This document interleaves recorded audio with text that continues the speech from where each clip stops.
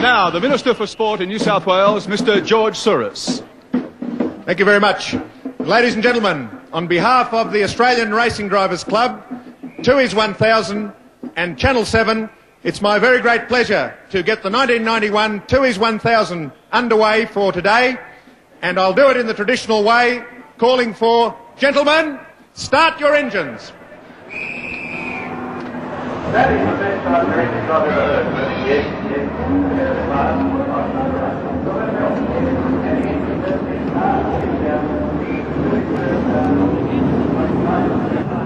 Jimmy Richards in the number 1 car sits there.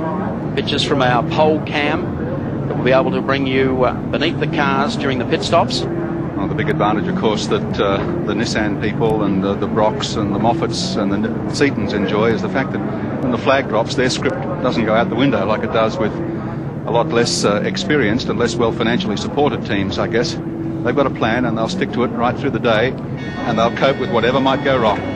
Not too far off the start, about 10 seconds away from the 1991 great race.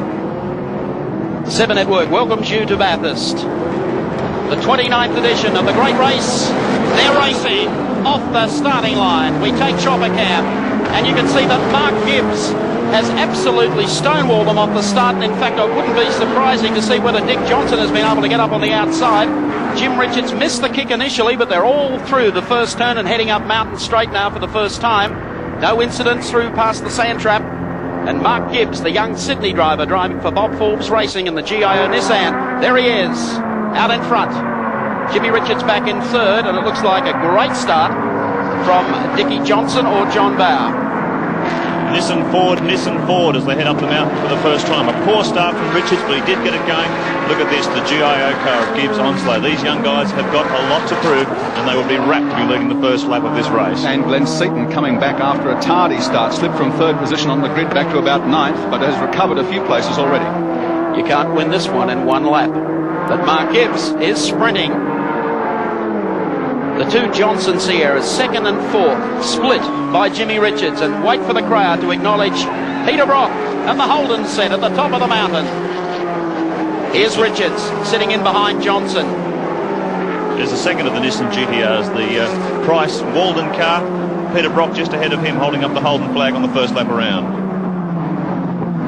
Coming down towards the dipper. The exit from there. Win Percy up with them. Beautiful shot from our chopper at the top of Mount Panorama as they run down towards Manster Forest Elbow. And an incident-free start to the event as they work their way now to Conrod Straight for the first time. One of the early ones out, car number 32, with a head gasket problem in the pits already. Bobby Tyndall. Big disappointment for him. Yes, they would be. That's the GIO car that's cross-entered for Gibbs and Onslow, so they haven't got another car to fall back on. But boy, if they got the pedal down on this opening lap, they've opened about 100 metres on the field as they come through Caltech's chase the first time around.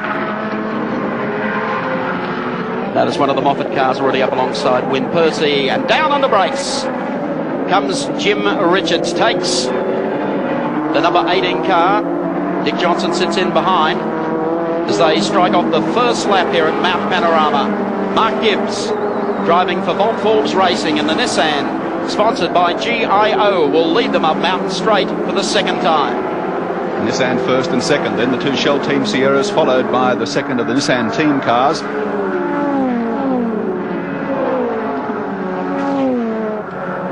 They go beneath the Nissan bridge. What a beautiful start. Let's have a look at the Prima Holiday replay as we take our race cam with Dick Johnson. He got away very smartly behind them, and it was John Bow up on the outside who was able to slot into second place behind Gibbs, then Richards, then Johnson. That was the order off the start in the opening lap. Head up the mountain for the second time. The 2 Shell Sierras holding station. Bow ahead of Johnson. And then we've got the first of the Commodores, Peter Brock and Win Percy.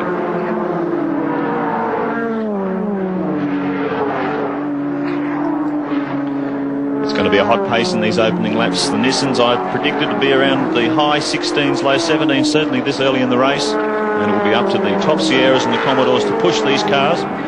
As we get into the first hour or two of the race, we'll see some sort of form emerging.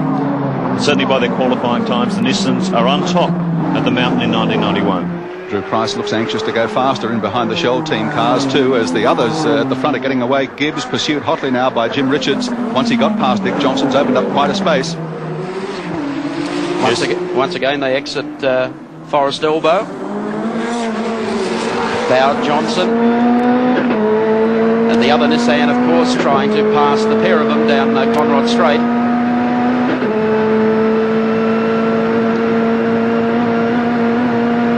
Absolutely flat strap there. There we are, as we expected, the two Nissans making a break on the field. Richards has certainly closed the gap on the Gibbs Onslow car.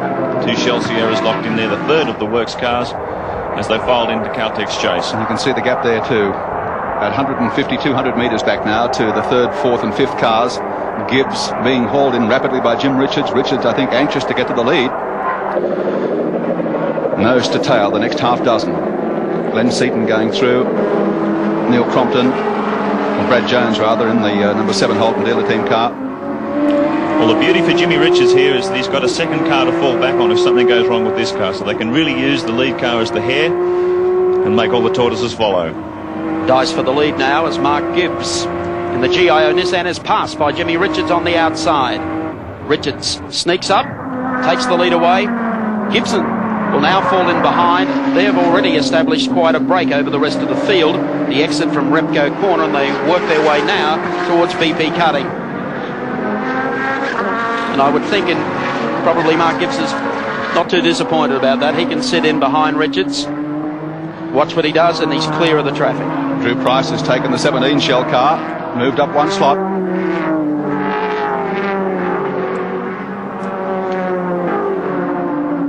Out of Tui's turn now to work the top part of the mountain. The lurch here to the right. Second of the works cars running conservatively all week, and I guess that's the race plan. Keep that car on the island without a scratch on it. If something goes wrong with number 1, they've got it there to fall back on. So we take race cam inside Peter Brock's Mobile Commodore. Brocky hard at work, trying to nail one of the Shell Sierras as they head down the mountain.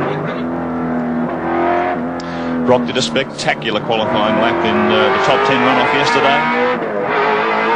He's really on fire at the mountain this year. Johnson just ahead. Peter Brock, a master at this. And as they exit Mazda Corner, it doesn't require too much in the way of commentary. Just listen to that awesome V8.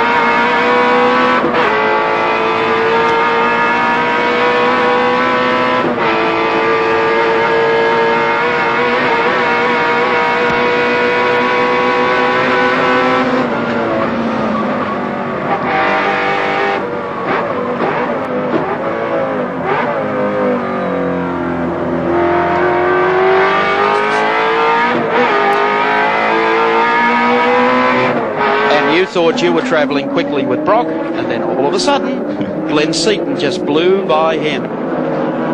We'll stay with Brock because he